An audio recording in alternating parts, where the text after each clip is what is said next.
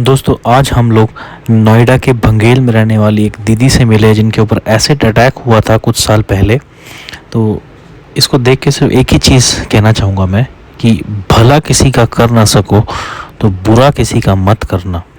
जब आप किसी का घर नहीं बसा सकते तो आपको उजाड़ने का भी कोई हक नहीं है, क्योंकि आपका एक छोटा सा गुस्से में उठाया हुआ कदम किसी की लाइफ पूरी बर्बाद कर सकता है। But before I start the video, मैंने एक व्लॉग चैनल बनाया है अपना, तो आप उसको भी कंसीडर कर सकते हैं सब्सक्राइबिंग, जिसका लिंक डिस्क्रिप्शन में दिया हुआ है। तो दोस्तों अभी हम लोग दिल्ली में से वृंदावन आए थे एक परिवार की हेल्प करने। जो देखा आपने लास्ट टाइम, बहुत खतरनाक सिचुएशन, क्रिटिकल सिचुएशन में है। वैसे ही एक और रिक्वेस्ट मुझे आई है।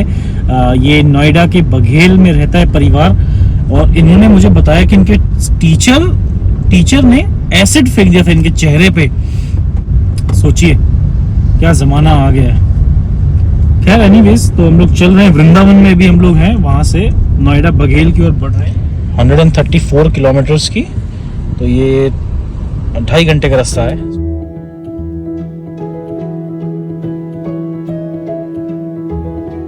देख सकते हैं बंगेल की ओर। चलिए जी।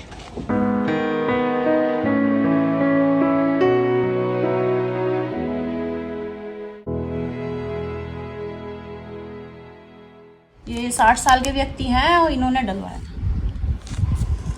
अच्छा, ये आपका केस अखबार में भी आ चुका है। हाँ, ये उस टाइम के हैं जब अटैक हुआ था। बाप रे, ये देखिए उस टाइम पे एसिड अटैक हुआ था। मेरा नाम शिवानी त्यागी है, मैं मेरठ से हूँ। 2018 में मुझ पर एसिड अटैक हुआ था। एसिड अटैक करने वाले का जो रीज़न था ये था, मैं एक स्कूल में टीचिंग कर रही थी, तो उस स्कूल के ओनर ने मुझ पर ये अटैक करवाया था। उनका बिहेव मेरे प्रति गलत था। जब तक मुझे कुछ चीज़ें समझ में आई, मैंने वो स्कूल तो छोड़ दिया था, लेकिन स्कूल छोड़ने के 4 महीने बाद उन्होंने मुझ पर ये एसिड अटैक करवाया था। अच्छा। मैं अपनी अलग नई ड्यूटी, मैंने स्कूल टीचिंग के बाद मैंने वो छोड़ दिया था, तो दूसरी जॉब सर्च कर ली थी, और मैं अपनी ड्यूटी ख़त्म करके रात को आ रही थी 8 बजे, और मेरे घर की कॉलोनी के पास ही उन्होंने वो अटैक करवाया था। अटैक करने में उन्होंने 6 बंदे थे, समूह बना रखा था। जैसे ही मैं चली, मुझे कोई परेशानी नहीं लगी, कोई दिक्कत नहीं लगी। मुझे रोज़ की तरह मैं ड्यूटी से आ रही थी, और उनमें से मुझे एक लड़के ने मेरा मुंह दबा के पीछे से मुझे पकड़ लिया। जब तक मैं कुछ सोचती समझती, उन्होंने मुझे वो एसिड पिलाने की कोशिश करी। एसिड वो एक कैन में लेके आए थे। अच्छा। एक होती है ना वो मोबिलैन वगैरह की, तो उस कैन में वो एसिड था 1.5 लीटर।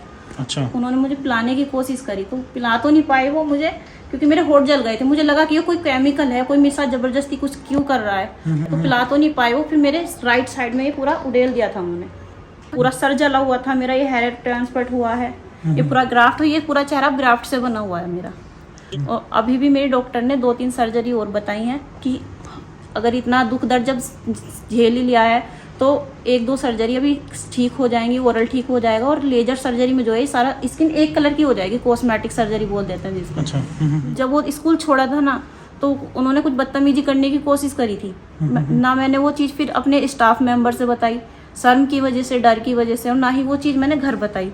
मुझे लगा फिर मुझे घर पे रोक लेंगे, और बच्चों की पढ़ाई मुझे करानी है, तो हस्बैंड वाइफ दोनों थोड़ा थोड़ा कमाएंगे तो घर चलेगा।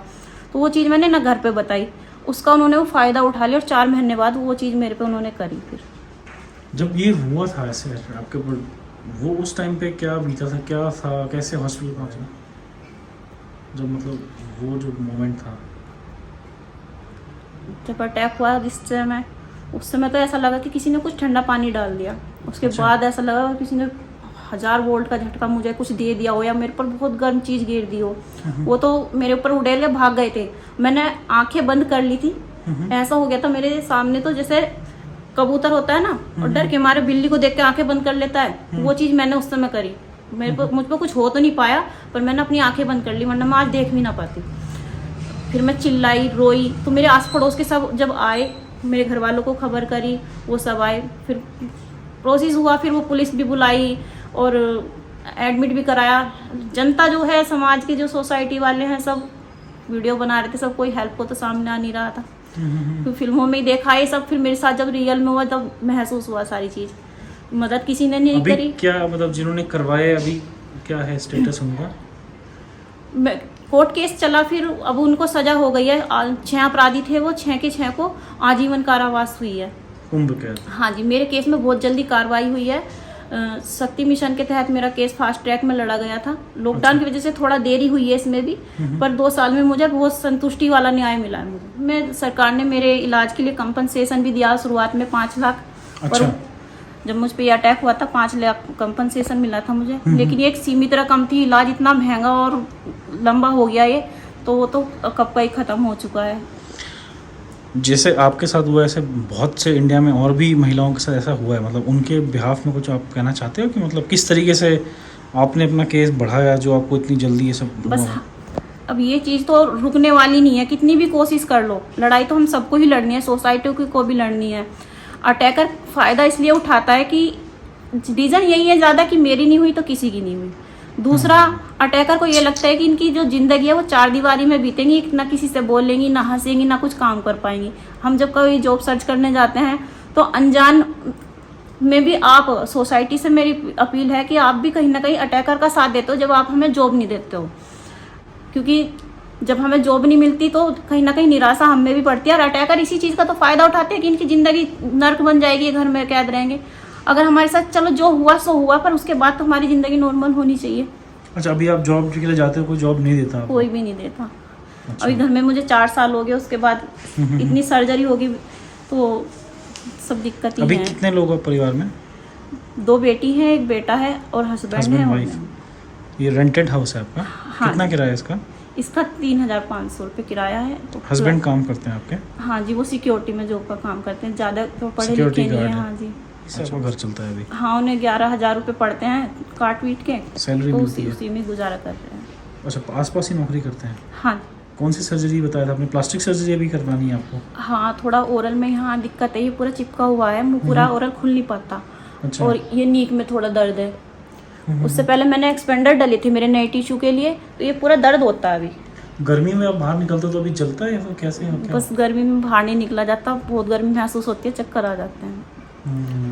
गर्मी में तो ज़्यादा हाँ, दिक्कत होती होगी ना हाँ, पसीने और में। अब ये भी बोलूँ कि काम तो बहुत है करने के लिए, कोई अच्छा काम नहीं दे रहा तो मैं मजदूरी का काम कर लूँ, पर वो शरीर नहीं मेरा साथ दे रहा। अभी हमसे क्या हेल्प चाहिए? मुझे तो ट्रीटमेंट में हेल्प चाहिए, और आने वाले समय में थोड़ा अच्छा चेहरा हो जाएगा। आजकल तो लॉकडाउन, मास्क जो है ज़रूरी हो गया है। मैं तो मास्क लगा के चल रही हूँ मार्केट में बच्चों के साथ, जहाँ भी तो थोड़ा चेहरा ठीक हो जाए तो मुझे जॉब मिल जाएगी। आसपास के जो एरिया है, मार्केट, लोग हैं, सोसाइटी, उनका क्या रवैया है आपके प्रति? वो सही है, मतलब क्या है, कैसे? मैं ऊपर छत पे कपड़े भी सुखाने जाती थी ना, तो पड़ोसी बोलते थे भाई चेहरा थोड़ा कवर कर लिया करो, हमारे तो बच्चे डर जाते हैं। अभी थोड़ा बाहर निकलना शुरू किया है, वरना 3 साल तो मैं इस कमरे में ही कैद रही हूँ। घर से हॉस्पिटल, हॉस्पिटल से घर या कोर्ट, बस। इलाज जो है वो रुका हुआ है, बिना पैसों के इलाज नहीं हो पा रहा। अगर मेरा इलाज हो जाएगा तो फिर ये है, मुझे कहीं छोटी मोटी नौकरी मिल जाएगी तो मैं अपने बच्चों की पढ़ाई वगैरह करवा लूँगी, क्योंकि मेरा जीवन तो अब हो चुका जितना था। अभी बच्चों का जीवन थोड़ा अच्छा बन जाए पढ़ लिख कर। कोई मेरी हेल्प करना चाहता है तो मेरा यूनियन बैंक में एक अकाउंट है, आप उसके ज़रिए मेरी मदद कर सकते हैं। मेरी सर्जरी हो जाती है तो फिर आने वाले समय में मैं एक अपना कोई भी नौकरी कर लूँगी, अपना काम देख लूँगी, कोई छोटी दुकान कर लूँगी। लेकिन फ़िलहाल मेरी हेल्थ जो है वो सबसे ज़्यादा मेन है, मुझे उसकी ज़रूरत, मतलब सर्जरी मेरी होनी ज़रूरी है। ये प्लास्टिक सर्जरी है, 2 सर्जरियाँ होनी है मेरी। अच्छा, उससे कितना? 5 से 7 लाख का खर्च बताया डॉक्टर ने।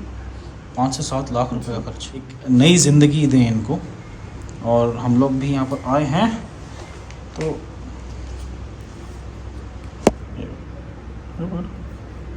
ये 50,000 रुपये हैं, ठीक है? थैंक यू भैया। ये 50,000 रुपये और हैं, 1 लाख रुपये। ये 50,000 रुपये और। ये बस मेरे बच्चों की जिंदगी है। मेरा तो जीवन उन्होंने खराब कर दिया बिल्कुल। मैं तो जिंदा लाश हूँ। मैं बहुत कई बार ऐसा हुआ कि खत्म कर लूँ, क्योंकि तेजाब तो चित्र और चरित्र दोनों पे दाग लगा देता है और समाज फिर जीने नहीं देता। ये बात सही बोले। ये 1.5 लाख रुपीज़ है, 1.5 लाख रुपए है ये।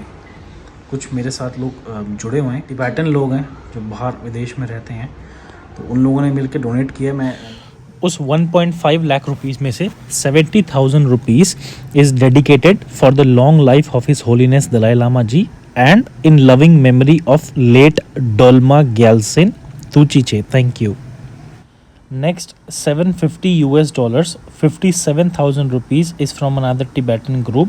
Suring Wangmo Satho, $200. Kusho Gelsen, 200. Ama Balu, 100. Marian Wong, 200. Ringpi Dorji, $50. Thank you. And remaining 23,000 rupees is sent by Nima Chungtak in memory of her late husband Pema Namgyal from her daughter Tenzin Zehla. तो ये total 1.5 lakh रुपए हैं। धन्यवाद उन सभी का, भगवान लक्ष्मी जी की कृपा उन पर बनी रहे, उनके घर परिवार पर बनी रहे। बहुत बहुत धन्यवाद उनका। जो संदीप भाई की टीम है उनका भी बहुत धन्यवाद, और संदीप भाई इतनी मेहनत कर रहे हैं उनका भी बहुत धन्यवाद। उनके जो दानदाता है उन पर विश्वास करके उन दान दे रहे हैं, उनका भी बहुत बहुत धन्यवाद। क्या आपको काउंट करना हो तो कर लो। नहीं भैया जी, इतना बहुत मेहनत कर दिया आपने। बहुत मेरे समय में अगर कुछ बचता है तो मैं अपनी एक छोटी सी दुकान कर लूँगी, जूस वगैरह की, खोखा टाइप। हाँ जी। अगर सर्जरी हो जाती है हाँ जी और आपको दुकान की ज़रूरत होती है जी, तो मुझे बताना। बिल्कुल भैया। दुकान तो हम कर देंगे, उसमें तुम वैसे भी एक्सपर्ट हैं दुकान हाँ, खुलवाने में। मैं काफी दिन से फॉलो कर रही हूँ आपको। मुझे नहीं ऐसा लग रहा है नहीं, जब जैसे भी आप, दुकान की नौबत आएगी ना, जी, वो जी, सच बता रहा हूँ, तो किसी और को मत याद करना, मुझे सबसे पहले ऐसा हमको याद है याद थोड़ा करना। थोड़ा, जैसे फॉलो कर रही हूँ भैया को, हर सारी वीडियो देख। हाँ तो वही, नहीं मैं सच बता रहा हूँ, वीडियो के लिए नहीं कह रहा, मतलब दुकान की जब भी नंबर आएगा, जब आपको लगे कि अब जी। मैं बाहर जा सकती हूँ और कर सकती हूँ, तो हमको याद करना। बिल्कुल भैया जी। वो हम जरूर खुलवाएंगे। खोखा आपका जूस, तो जूस में तो खड़े होकर दिक्कत होगी, खोखे में आराम से बड़ा खोखा बैठ सकते हो आप, ठीक है। तो बस एक लाइन टैग कर सकते हो लिख के, हाँ, या बोलो, मेरे बोलो। बोल के अपने आस पड़ोस बस तेजाब मत बिकने दो बिल्कुल। ये तेजाब जिंदगी बहुत खराब कर रहा है, घर तक बिक रहे हैं। मेरा खुद का अपना घर जो था ना, वो बिक गया मेरा घर इसी इलाज के चलते। आज मैं किराए पर रह रही हूँ। अच्छा, तो घर था अपना? हाँ जी, मेरा मेरठ में घर था, वो बेच दिया आपने, हाँ, बिक वो गया। MDA का मकान था किस्तों वाला, तो वो बिक चुका है इस इलाज के जरिए, क्योंकि हमने ये कोर्ट केस भी तो लड़ा ना साथ में। पर ये है, मैंने उन्हें सजा दिलवा के रही, क्या काफी उन्होंने समझौते वाली भी बात करी, डराने वाली भी बात करी, पर मैं मेरी जिंदगी खराब करी तो कहाँ दया वाला काम छोड़ा उन्होंने। नहीं सही बात, अच्छा किया। वो पिला रहे थे मुझे कितनी सी बात पे, एक आदमी के गलत सोच की वजह से। चलो ठीक है, आप अपना ध्यान दो, हम चलते Thank you भैया हैं जी, और thank you बस भैया जी। देखते हैं फिर क्या हो सकता है। और जब भी दुकान का नंबर है हमें याद करना जरूर, ठीक है। बिल्कुल। दोस्तों क्या बोलूँ मतलब इनके बारे में यार, एक ही लाइन बोलूँगा कि भला किसी का कर ना सको तो बुरा कभी मत करना। मतलब ज़िंदगी, लिटरली एक ज़िंदगी मिली है जो इनको, उनकी ज़िंदगी बर्बाद कर दी उन लोगों ने। किसी भी चीज़ का हल मतलब ये कैसे हो सकता है बताओ यार। जो मर्जी आपके अंदर भेदभाव हो, जो मर्जी आपके अंदर दुश्मनी हो, जैसा भी हो, जो मर्जी हो जाए, लेकिन कभी भी ये थोड़ी ना सोल्यूशन है कि किसी की लाइफ बर्बाद कर दो। क्या मिला ऐसा करके बताओ। उनकी खुद भी वो सज़ा उनको हो गई और इनकी भी ज़िंदगी तबाह कर दी। कोई भी लोग ये देख रहे हैं तो प्लीज़ यार, मतलब आप सामने देखो कि इंस्टेंटली जो गुस्से में लिए हुए डिसीजन होते हैं ना, वो सोचे समझे डिसीजन नहीं होते हैं। थोड़ा इंसान को ज़िंदगी मिले, सोच समझ कर डिसीजन लेने चाहिए। मतलब किसी की लाइफ बर्बाद करना ये किसी भी बात का सोल्यूशन नहीं हो सकता। क्या बोल सकते हैं, बस जितना हो सके अपना कर्म कर सकते हैं, हम लोग कर रहे हैं, इधर से उधर जाते रहते हैं। अब यहाँ से एक नई जगह जाएंगे। मैं मिलता हूँ आपसे नेक्स्ट वीडियो में। बाय, टेक केयर, जय हिंद।